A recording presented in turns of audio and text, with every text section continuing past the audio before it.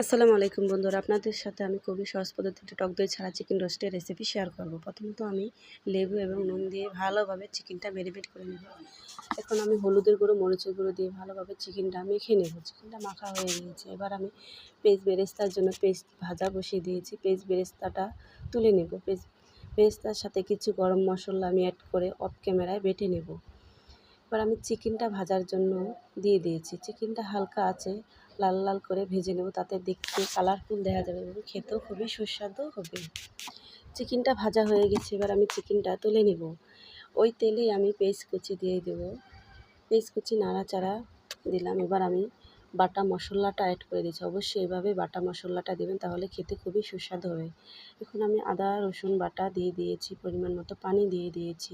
কিছুক্ষণ নাড়াচাড়া দিয়ে স্বাদ মতো চিনি দিয়ে দিয়েছি। অফ ক্যামেরায় আমি লবণ দিয়ে দিয়েছি। এবার আমি মরিচের গুঁড়ো, হলুদের গুঁড়ো দিয়ে দিয়েছি।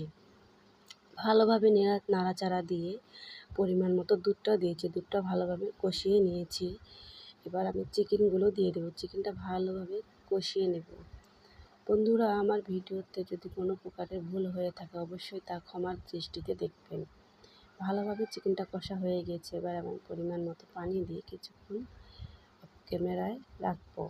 বন্ধুরা, আমার ভিডিওটা যদি অবশ্যই আপনাদের ভালো লেগে থাকে অবশ্যই লাইক এবং কমেন্ট এবং সাবস্ক্রাইব করতে ভুলবেন না।